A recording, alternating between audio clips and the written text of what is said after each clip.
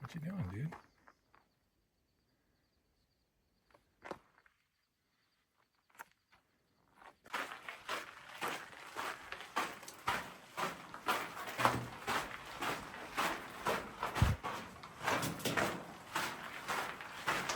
Ooh.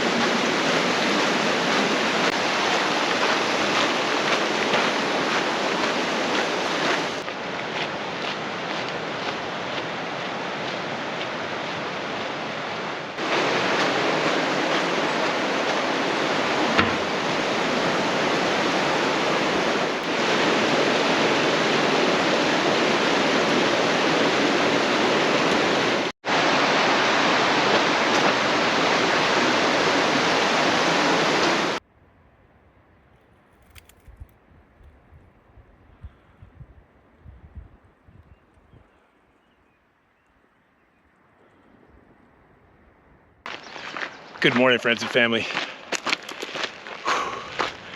We are a little over 12 miles in on the first of what will be a double traverse of the Grand Canyon.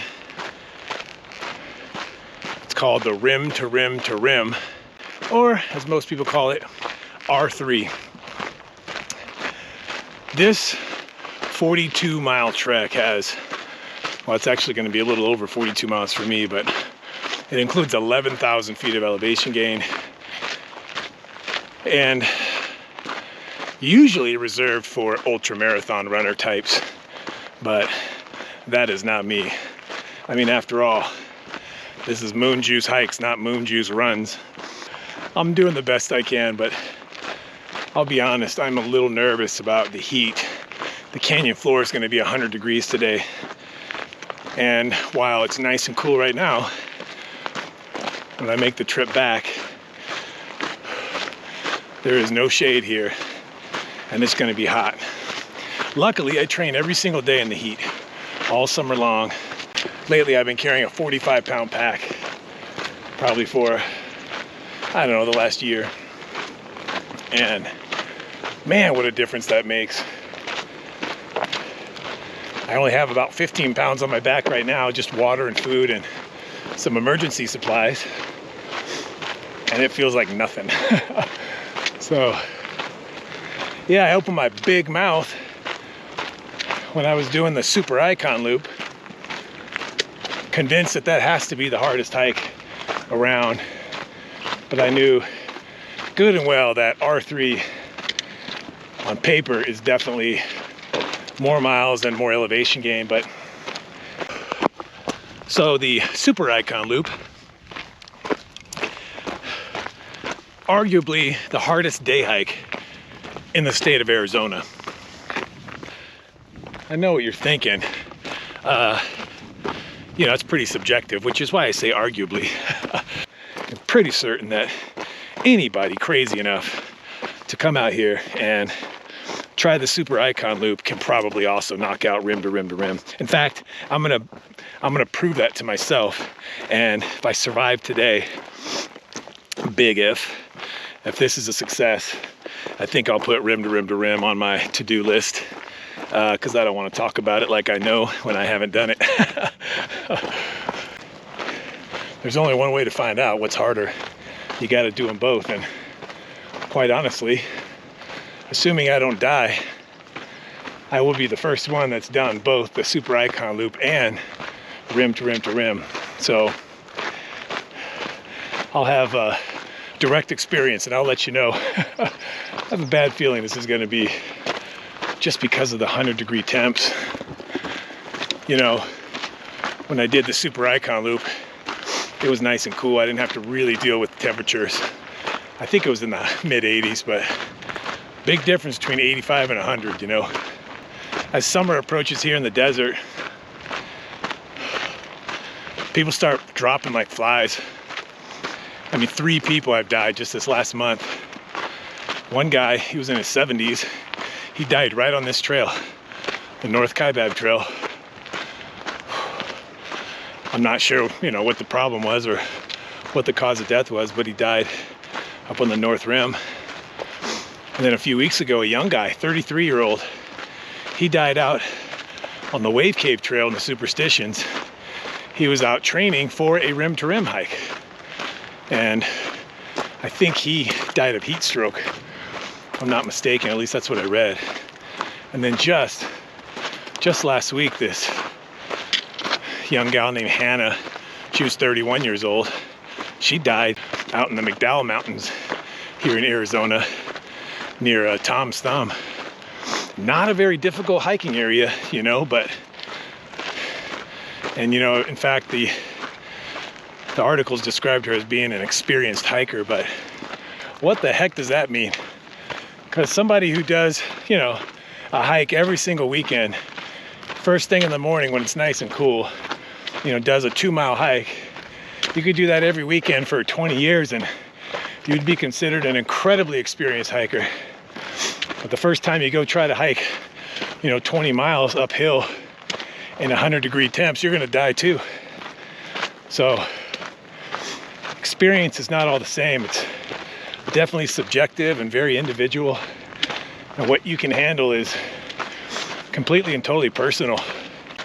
I am now starting to meet some ultra marathon runners who kind of chuckle at us hikers when we talk about how hard our hiking day was. I went 15 miles and 5,000 feet of elevation gain or whatever. And they're like, yeah, I did that before breakfast on my way to a 50-mile day, you know? So anyway, the internet goes crazy out here in the summer every year because inevitably there's a lot of rescues. Obviously there's people that die every year, and the Karens of the desert start screaming that hiking trails should be shut down in the heat and no one should go hiking. No one has any business hiking in the summer, you know. Meanwhile, well, that's cool.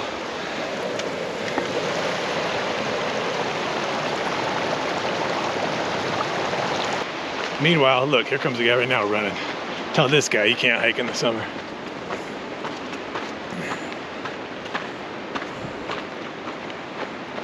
Morning. Morning. See what I mean? That guy has a tiny little runner's vest on. He doesn't have any of the safety stuff that I have. So, despite the fact that inexperienced hikers are constantly getting themselves into trouble, human beings are quite capable of functioning in 100-degree heat if you take the right precautions and, you know, work up to it. The last time I was here, I just got out on the Arizona Trail and I was aiming for 12 and 13-mile days. That's it. That's all I could do. It took all day. And now here we are, 5 years later. It's 6 in the morning. I've been hiking for less than 4 hours. And I've already done more than 12 miles. So, man, the conditioning that's happened over the years by continually hiking and constantly seeking out the next big adventure is allowing me to increase the difficulty of each of these adventures to the point where I'm now doing this incredible double traverse of the Grand Canyon. I can't even believe I'm doing this, to be honest with you. I even had a fellow adventurer reach out to me who I respect, who's a bit of an animal himself, and he actually sent me a text saying, hey man, I want to talk you out of this. I want to talk you out of doing this R3 right now, because he was just out here last weekend and it was so hot and windy. He said he damn near died. It was so hard. And I can totally understand that. And that gave me a little bit of pause, but you know, I know myself pretty well now, and I'm not coming out here willy-nilly. I've literally been training every day now for a long time. I mean, more than a year of hiking every single day, and with a load, heavy load. And the reason why I'm doing this right now is my knees and my hips and my ankles are operating on borrowed time. I'm 50 right now, but if I can still have fully functioning joints 20 years from now, I would have to count myself as being one of the lucky ones. Because more often than not, as your body breaks down, adventures like this become the, you know, the wouldas, shouldas, and couldas, instead of a memory of something you actually got to accomplish. So I decided that I'm gonna get it while the getting's good. I think I can do it right now, but just in case I can't, I have a couple of ways to bail out of here. Number one is, once I get to the top of the North Rim, that'll be about 21.5 miles. If I decide that I just don't think I can come back, there's a shuttle that goes all the way around and back to the south end that I could probably get on. I can bail from the North Rim, or I actually brought enough emergency provisions to camp down here for the night. You know, if it gets to the point where I'm considering getting a helicopter rescue, I'll spend the night, rest up, get rehydrated. I brought extra food, a little bit of extra food, and you know, just bare basic survival provisions, so I don't have to do this. I'm definitely prepared to self-rescue if need be. I may never do this again, so I'm gonna dig deep and get this done. All right, we're 13 miles in. We got about 8 to the top. Let's go.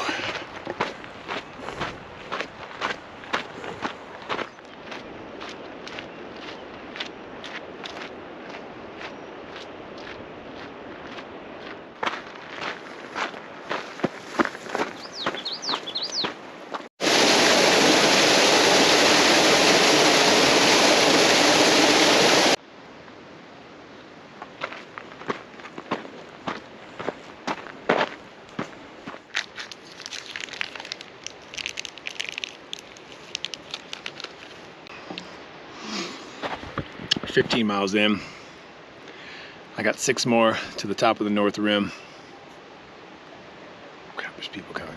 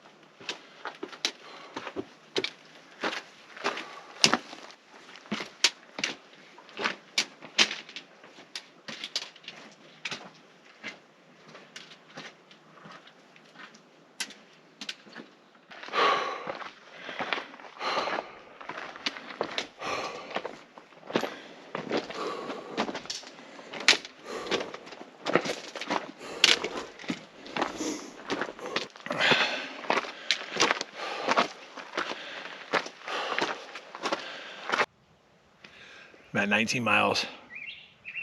Got about 2.5 left. Oh my gosh, my knees are really starting to hurt. I tweaked them both coming down the South Kaibab Trail this morning in the dark. I find it really hard to see the terrain under a headlamp. I can't see the undulations of the ground, and I stepped off a couple of steps where I thought the ground was 4 or 5 inches higher than it actually was, so I sort of hyperextended my legs, both of them really. Left one not so bad, but the right one pretty bad, and didn't really bother me until I started climbing, and whew, man, they're sore. I am getting worried. My goal is to get to the North Rim before 10 o'clock.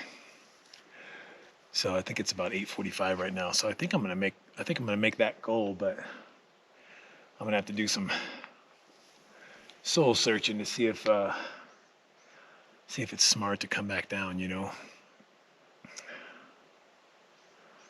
Well,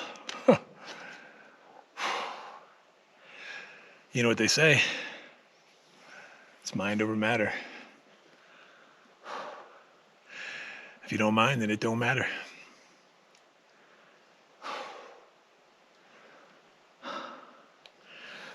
Screw it, let's go.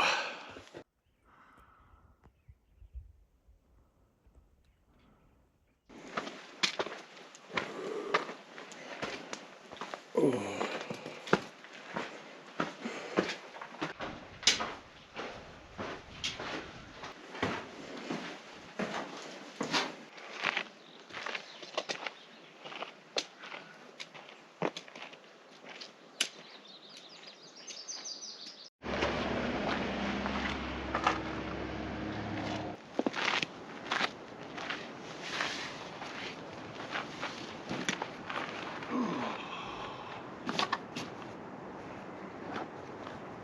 Look like you're doing great. No tears or anything. So do you. Well, I'm hiding that shit. I feel terrible. I mean, that was the hard half, right? Is it? I'm thinking that going up South Kaibab at the end is going to be just brutal. I think, like, it should be in the shade by then, though. Oh, man. I appreciate your optimism. Trying to find the positive.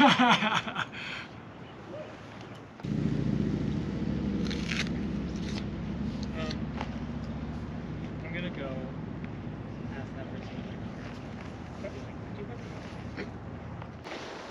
All right, little update. I put some real thought into quitting. My knees are just so sore, and I'm moving really slow, but you know what? I just don't have any quit in me. I feel like I can do it.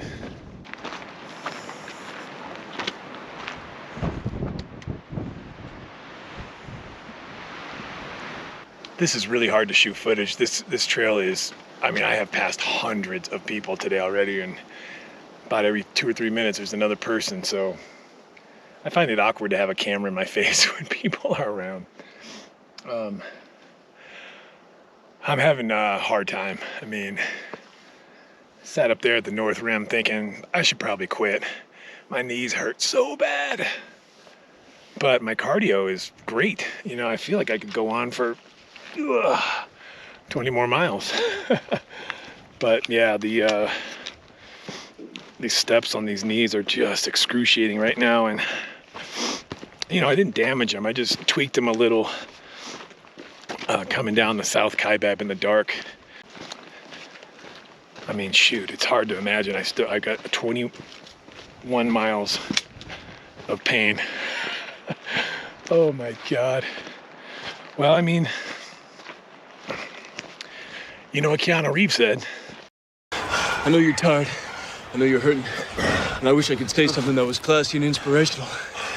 But that just wouldn't be our style. Pain heals. Chicks dig scars. Glory lasts forever. So I kind of made a rash decision and just said, forget it. I'm going for it. Worst case scenario is I'm cowboy camping somewhere, and I'm just gonna take my sweet time, take as many breaks as I need, chew on a leaf and see if I can't survive this thing. I planned to make it to the North Rim by 10. It was 10:30, so it's pretty good considering I slowed down dramatically. Sun's out now. We're heading down into the 100-degree temps.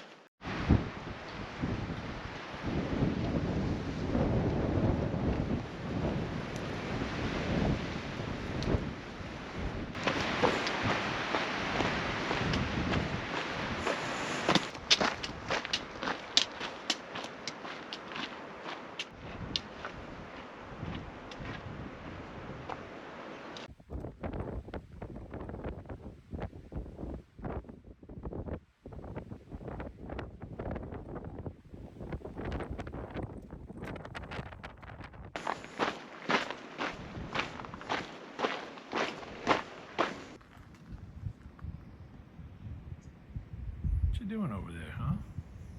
What are you doing? Chilling in the shade?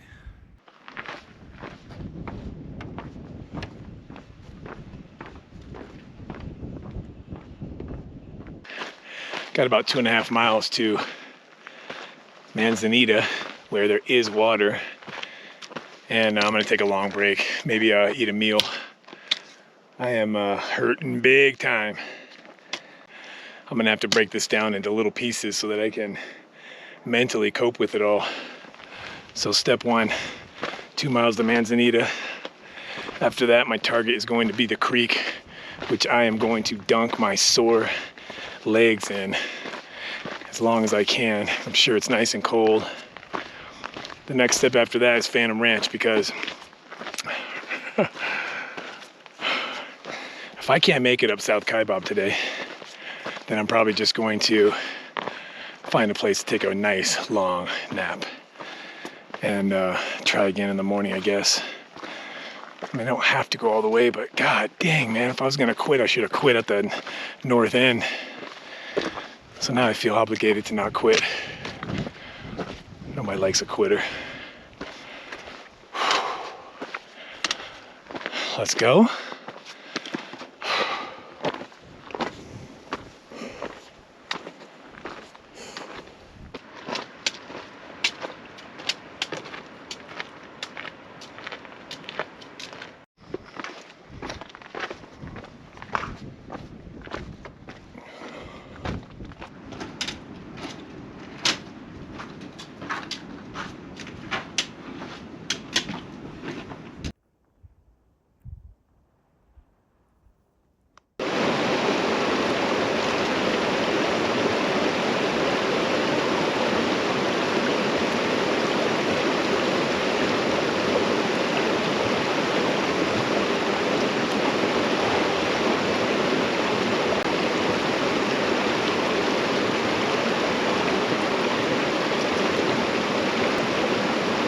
Plenty of room.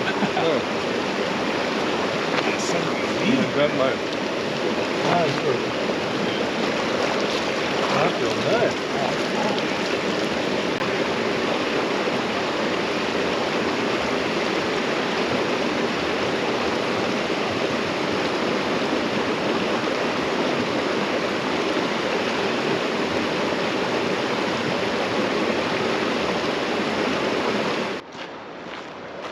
Well, that was sure a nice break at Manzanita, but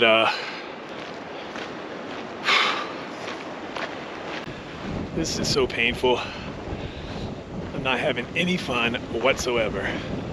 I guess the only thing that feels a little bit good is I get to look at the faces of the other hikers as they pass me by, and there's lots of people that aren't having fun.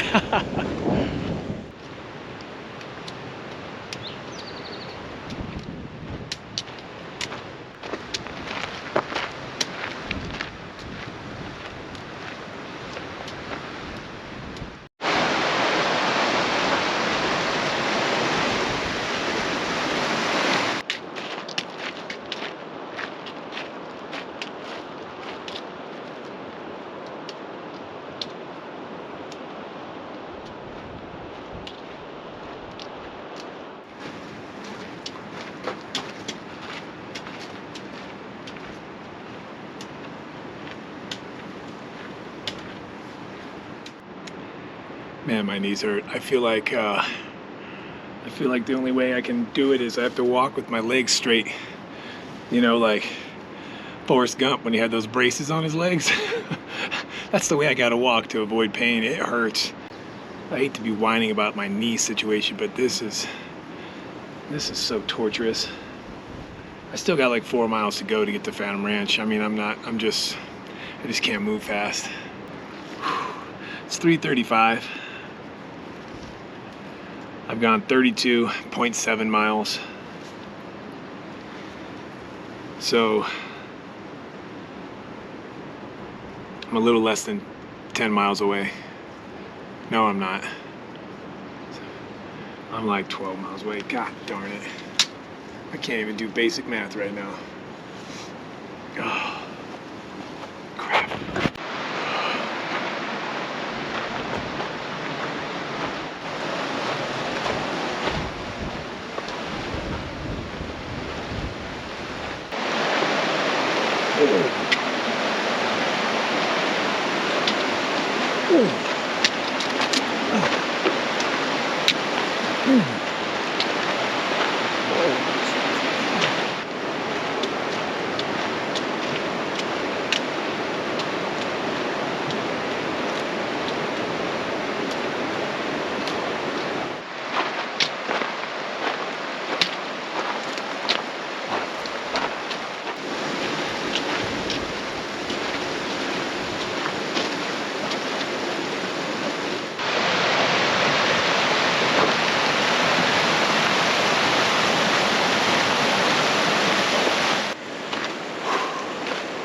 Little update. Just under 1.5 miles to Phantom Ranch. I gotta get off my feet, man. Good news is Phantom Ranch has like ice cold lemonade and some food. I think I might sit down. Maybe I'll get a sandwich or something and spend, I don't know, half hour or so just trying to relax, because I've been taking a leave and truth is it's just not helping. It is bad. I just feel like such a wussy. You know, I was thinking about some of those movies we've all seen. Like, do you remember Touching the Void? That was a story back in the 90s. There was a book that came out I read, and it eventually became like a kind of a corny movie, but guy broke his femur after his buddy like tried to lower him down this mountain that they were climbing in the snow. And he lowered him off a cliff, and he ended up having to cut the rope because he couldn't pull him back up, and basically left him there. And that dude crawled out of there with a broken femur miles and miles and miles down a glacier and saved his own life, you know. And I'm sure you saw that movie Alive, that soccer team that crashed in the Andes, and they had to eat each other, eat the dead bodies of their passengers to survive. And they eventually, a couple of them walked out of there. Only food is literally like butt cheek meat from their friends. And here I am whining about my sore knees. Oh, what about that Aaron Ralston guy? He had to chop his own arm off out in Utah. You remember that? What was that, 27 hours or something like that? So whenever I'm having a little pity party about how I can't even bend my dang knees right now, at least I'm not eating butt cheeks. Could always be worse.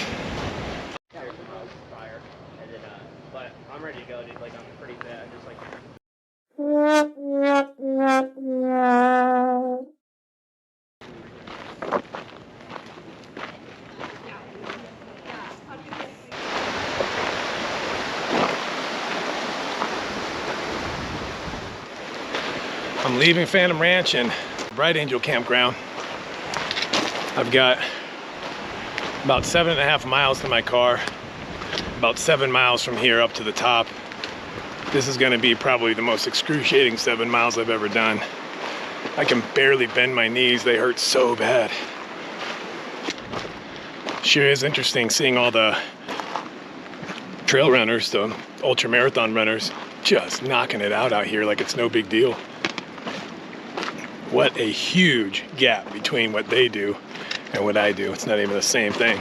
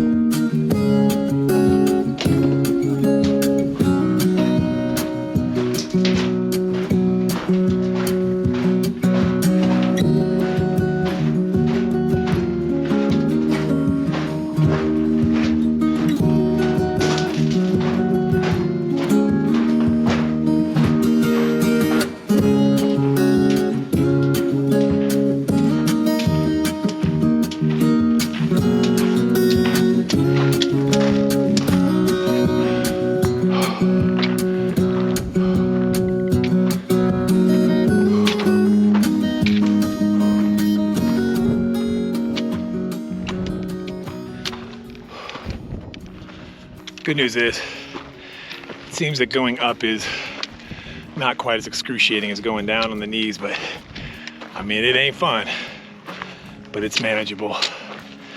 Just barely. And on a very positive note, I just eclipsed the longest hike I've ever done in a day, which was 38 and a half. I'm at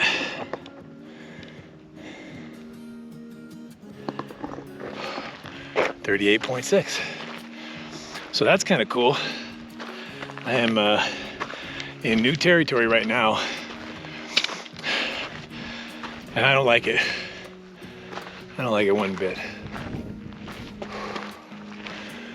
Alright. Got about a mile to some toilets. That's my next little landmark. Let's go.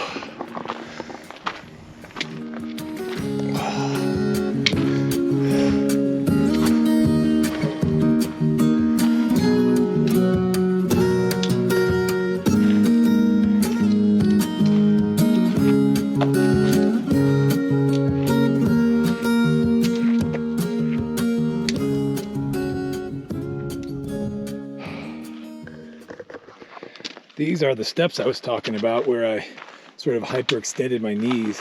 I don't know if you can see it now in the daylight, but on the other side of the step is a hole. You know, there's holes everywhere. It's very uneven, so you think you're stepping down a couple of inches and it might be 10 inches.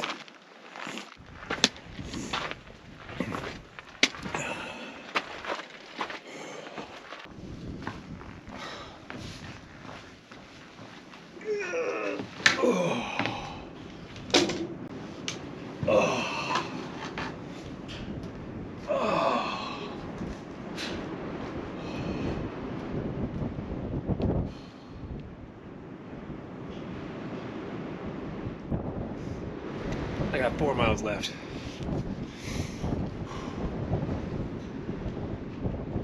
Let's go.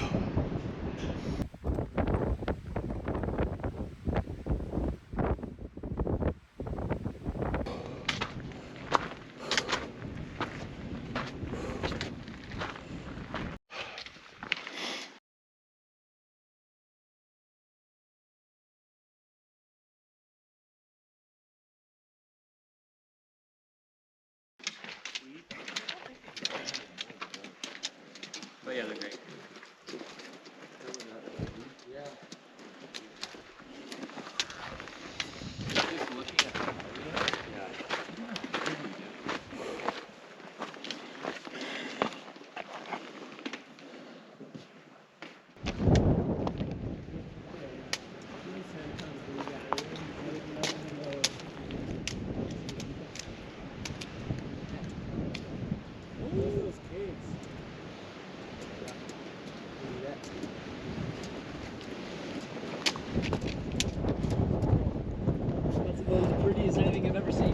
Dude, oh yeah. Soaking that majesty, gentlemen. Whoa.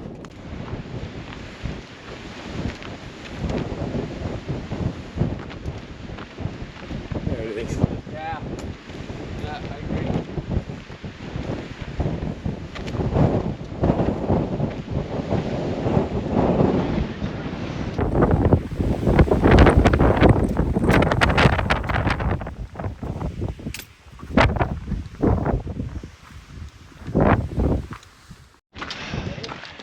Yeah, man. It was really good following you guys. Solid work, dude. Solid work. With a bunch of 30-someths. We did it. Oh my god. Oh, Boys, we did it. oh my god. Oh, Jesus. Oh my god. How are we doing? Oh. Brother, you made it. There you go, guys. With us. Yeah, thanks, man. You guys really pulled me along. It's just nice to have a crew, eh? Like you just get a little. It's like it's the thing. You just get pulled along. And okay. And actually, I mean, it motivated the hell out of me. Well, yeah. Otherwise, you kind of get in your head. I really was like, God, I wish I could just ride a donkey out of here or something. Yeah. Okay, these guys are doing it. We'll just do it. That's awesome. Happy birthday.